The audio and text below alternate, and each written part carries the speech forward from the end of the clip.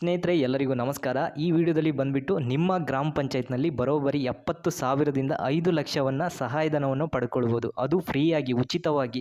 ಆ 5 ಲಕ್ಷದವರಿಗೆ ಸಹಾಯಧನ ಹೇಗೆ ಪಡ್ಕೊಳ್ಳೋದು ಅನ್ನೋದ್ರ ಬಗ್ಗೆ ಸ್ಪಷ್ಟವಾಗಿ ಈ ವಿಡಿಯೋದಲ್ಲಿ ಹಂತ ಹಂತವಾಗಿ ತಿಳಿಸ್ಕೊಟ್ಟಿದ್ದೀನಿ.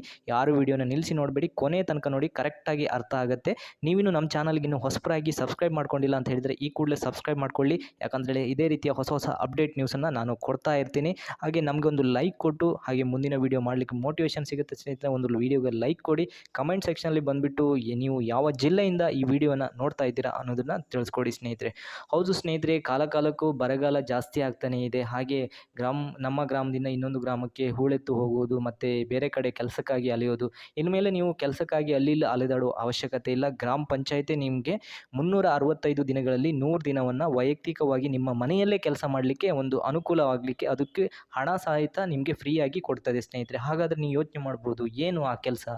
ಏನೂ ಇಲ್ಲ ಸ್ನೇಹಿತರೆ. ನಿಮಗೆ ಗೊತ್ತಿರೋ ಹಾಗೆ ಇದು ಮಹಾತ್ಮ ಗಾಂಧಿ ರಾಷ್ಟ್ರೀಯ ಉದ್ಯೋಗ ಖಾತ್ರಿ ಯೋಜನೆಯಡಿ ನೀವು ಈ ಒಂದು ಕುರಿ ಸಾಕಾಣಿಕೆ ಇರ್ಬೋದು, ಎಮ್ಮೆ ಸಾಕಾಣಿಕೆ, ಹಂದಿ ಸಾಕಾಣಿಕೆ, ಹಾಗೆ ಕೆಲವರು ಈಗ ವಿದ್ಯಾವಂತ ಯುವಕರು ಸಹ ವೈಯಕ್ತಿಕವಾಗಿ ಅವರು ಹಸು ಎಮ್ಮೆ ಸಾಕಾಣಿಕೆ ಮಾಡಿ ಲಕ್ಷಗಟ್ಟಲೆ ಆದಾಯವನ್ನು ಸಂಪಾದನೆ ಮಾಡ್ತಾ ಇದ್ದಾರೆ.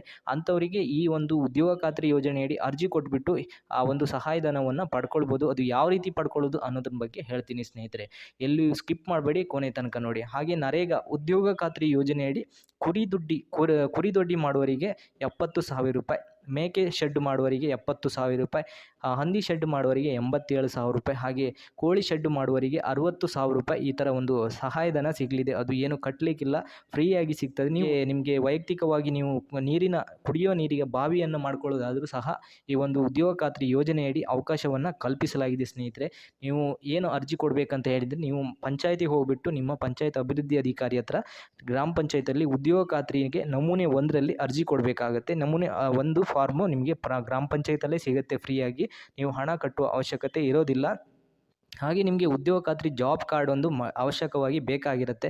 ಅದನ್ನು ನೀವು 2 ಫೋಟೋ ಕಾಪಿ ಹಾಗೆ ಆಧಾರ್ ಕಾರ್ಡ್, ನಿಮಗೆ ಬ್ಯಾಂಕ್ ಅಕೌಂಟು, ನೀವು ಚಾಲ್ತಿಯಲ್ಲಿರುವ ಬ್ಯಾಂಕ್ ಆಧಾರ್ ಕಾರ್ಡ್ ಅಪ್ಡೇಟ್ ಆಗಿರುವ ಒಂದು ಬ್ಯಾಂಕ್ ಅಕೌಂಟನ್ನು ನೀವು ಗ್ರಾಮ ಪಂಚಾಯತಿಗೆ 2 ಫೋಟೋ, ಪಾಸ್ಪೋರ್ಟ್ ಫೋಟೋ ಇಷ್ಟು ಕೊಟ್ಬಿಟ್ರೆ ನಿಮಗೆ ಜಾಬ್ ಕಾರ್ಡನ್ನು ಮಾಡಿಕೊಟ್ಬಿಡ್ತಾರೆ ಟೈಮ್ ಟು ಟೈಮಲ್ಲಿ ವಿಸಿನ್ ಸೆಕೆಂಡಲ್ಲಿ. ಅದು ಆದಮೇಲೆ ನಿಮಗೆ ಜಾಬ್ ಕಾರ್ಡನ್ನ ಫ್ರೀಯಾಗಿ ನಿಮಗೆ ಡಿಸ್ಟ್ರಿಬ್ಯೂಟ್ ಮಾಡ್ತಾರೆ. ಅದು ಒಂದು ID ಕಾರ್ಡ್ ಸಹ ಆಗಿರ್ತದೆ. ನೀವು ಅದನ್ನು ಎಲ್ಲಿ ಬೇಕಾದರೆ ID ಕಾರ್ಡ್ ನಿಮಗೆ ಗುರುತಿನ ಚೀಟಿಯಾಗಿ ಸಹ ಅದನ್ನು ಯೂಸ್ ಮಾಡ್ಬೋದು ಸ್ನೇಹಿತರೆ. ಅದಾದ ನಂತರ ನೀವು ಗ್ರಾಮ ಪಂಚಾಯತಿಗೆ ನಿಮಗೆ ಕೆಲಸಕ್ಕಾಗಿ ಬೇಡಿಕೆಯಾಗಿ ಅರ್ಜಿಯನ್ನು ಕೊಡಬೇಕಾಗತ್ತೆ. ನೀವು ಯಾವ ಕೆಲಸ ಮಾಡ್ತೀರಾ? ಕೋಳಿ ಶೆಡ್ಡು ಮಾಡ್ತೀರಾ, ಹಂದಿ ಶೆಡ್ಡು ಮಾಡ್ತೀರಾ, ಹಾಗೆ ಕುರಿ ದೊಡ್ಡಿ ಮಾಡ್ತೀರಾ, ಈ ಥರ ಒಂದು ನೀವು ವೈಯಕ್ತಿಕವಾಗಿ ಕುಡಿಯೋ ನೀರಿನ ಬಾವಿ ಮಾಡ್ತೀರಾ, ಏನು ಮಾಡ್ತೀರಾ? ನಿಮ್ಗೆ ಸಂಬಂಧಪಟ್ಟ ನಿಮ್ಮ ಮನೆಯಲ್ಲೇ ಕೆಲಸ ಮಾಡುವಂತಹ ಏನು ಕಾಮಗಾರಿಯನ್ನು ಎತ್ತಿಕೊಳ್ತೀರಾ ಅಂಥದ್ದನ್ನ ನೀವು ಪಂಚಾಯತ್ ಅಭಿವೃದ್ಧಿ ಅಧಿಕಾರಿಗೆ ಅರ್ಜಿಯನ್ನು ಕೊಟ್ಟಿದ್ರೆ ಅವರು 7 ದಿನದೊಳಗೆ ನಿಮಗೆ ಕಾಮಗಾರಿ ಆದೇಶವನ್ನು ಕೊಡ್ತಾರೆ ಸ್ನೇಹಿತರೆ.